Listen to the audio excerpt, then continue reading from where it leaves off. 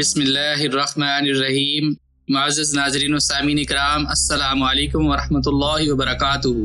شفیق بن سلمہ رحمہ اللہ بیان کرتے ہیں، خباب بن ارت اولین مسلمانوں میں سے ہیں اور نہایت مخلص مہاجر ہیں۔ وہ پیشے کے اعتبار سے لوہار تھے۔ مکہ مکرمہ میں ان کی دکان بڑی مشہور تھی۔ وہ بڑی خوبصورت تلواریں بناتے تھے، لوگ ان کے بڑے گرویدہ تھے۔ یہ حالات کی ستم ظریفی تھی کہ وہ لوہار کا پیشہ اختیار کرنے پر مجبور ہو گئے تھے، ورنہ ان کا تعلق عرب کے بڑے مشہور خاندان تمیمی سے تھا۔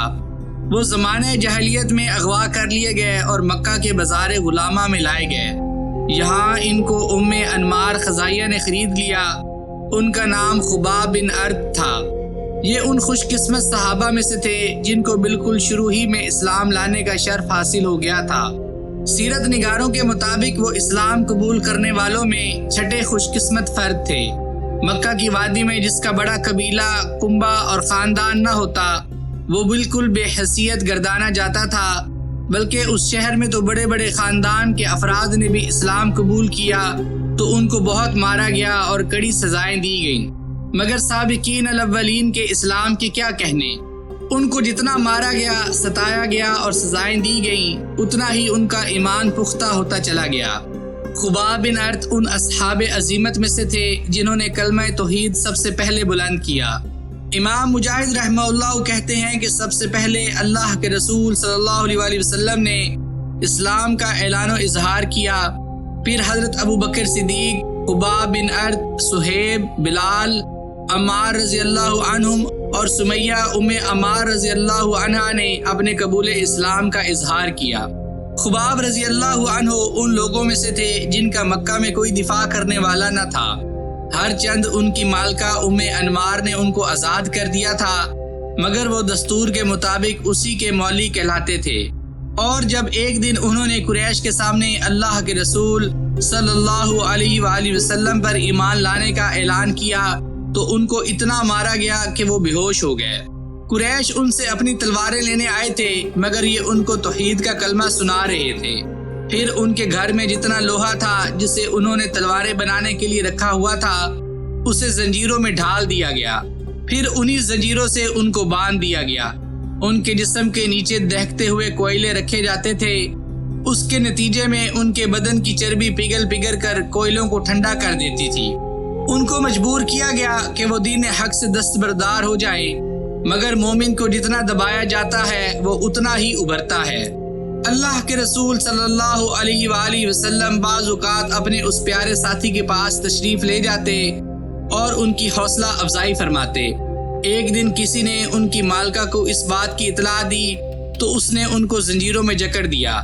انہوں نے اللہ کے رسول صلی اللہ علیہ وآلہ وسلم کو اس کی اطلاع دی تو آپ صلی اللہ علیہ وآلہ وسلم نے ان کے لیے دعا کی، اللہم انصر خبابا، اے اللہ خباب کی نصرت فرما۔ خباب بن ارت رضی اللہ عنہ کے کمزور ہونے اور کسی بڑے قبیلے کے فرد نہ ہونے کی بنا پر ان کو خوب ستایا گیا۔ جیسا کہ پہلے عرض کیا جا چکا ہے، یہ لوہار تھے اور قریش مکہ کے لیے تلواریں بنایا کرتے تھے۔ مکہ کے ایک بڑے سردار آس بن وائل کو ان کا قرض ادا کرنا تھا۔ آس عمرو کا والد تھا اور اللہ کے رسول صلی اللہ علیہ وآلہ وسلم کا شدید دشمن تھا۔ جب حضرت خباب رضی اللہ عنہ نے اس سے اپنی رقم کا مطالبہ کیا تو اس نے کہا، جب تک تو محمد صلی اللہ علیہ وآلہ وسلم کے ساتھ کفر نہیں کرے گا میں تجھے تیری رقم نہیں دوں گا۔ حضرت خباب رضی اللہ عنہ کہنے لگے، اگر تم مر کر دوبارہ زندہ بھی ہو جاؤ تب بھی میں یہ کام نہیں کروں گا۔ آس بن وائل کہنے لگا، کیا مجھے مرنے کے بعد پھر زندہ بھی کیا جائے گا؟ حضرت خباب رضی اللہ عنہ نے کہا، جی ہاں۔ آس بن وائل کہنے لگا، پھر تو یقیناً مجھے وہاں مال و اولاد سے بھی نوازا جائے گا تو اس جہان میں یہ رقم ادا کر دوں گا۔ یہ کہہ کر اس نے ان کی رقم دینے سے انکار کر دیا۔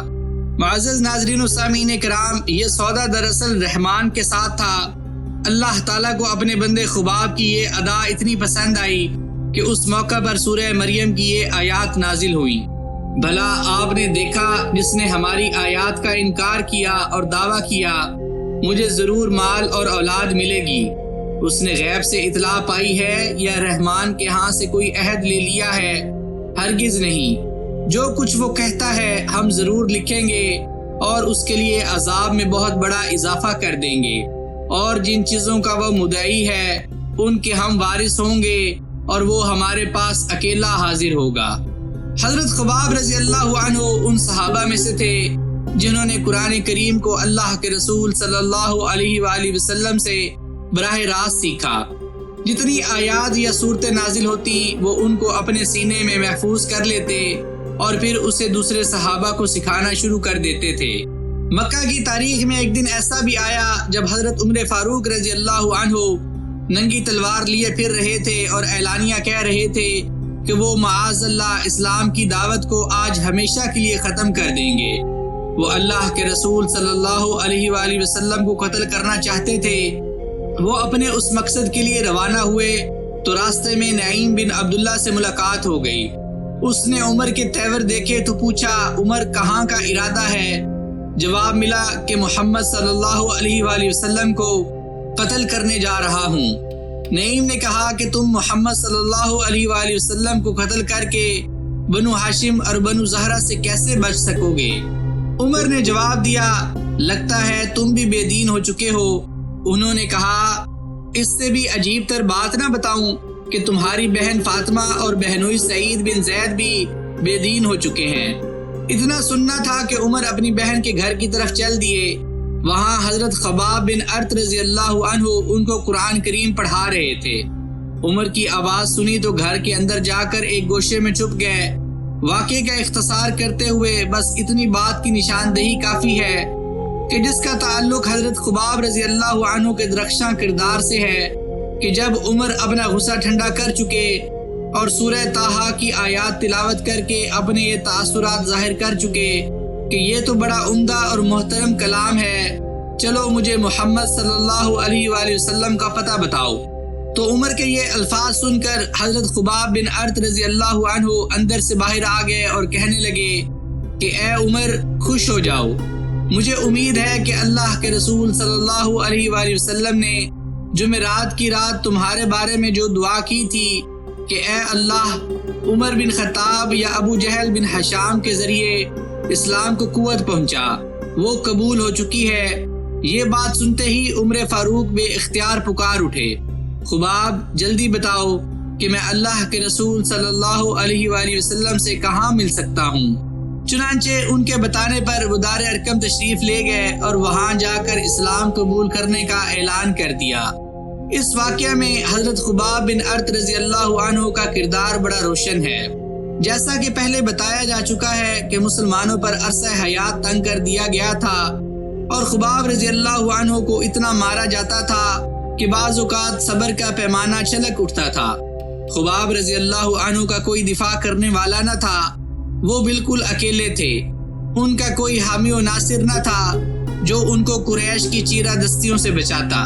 ایک دن حضرت خباب رضی اللہ عنہ اللہ کے رسول صلی اللہ علیہ وآلہ وسلم کی خدمت میں شکوہ لے کر پہنچ گئے۔ اللہ کے رسول صلی اللہ علیہ وآلہ وسلم بیت اللہ میں تشریف فرما تھے۔ عرض کیا، اللہ کے رسول، اللہ کی مدد کب آئے گی؟ اللہ کے رسول صلی اللہ علیہ وآلہ وسلم کا چہرہ مبارک غصے سے سرخ ہو گیا۔ ارشاد ہوا، ایمان لانے کی پاداش میں تم سے پہلی امتوں کے لوگوں کے لیے گڑھا کھودا جاتا اور انہیں اس میں ڈال دیا جاتا، پھر ان کے سر پر آرا رکھ کر ان کے 2 ٹکڑے کر دیے جاتے، پھر بھی وہ اپنے دین سے نہ پھرتے۔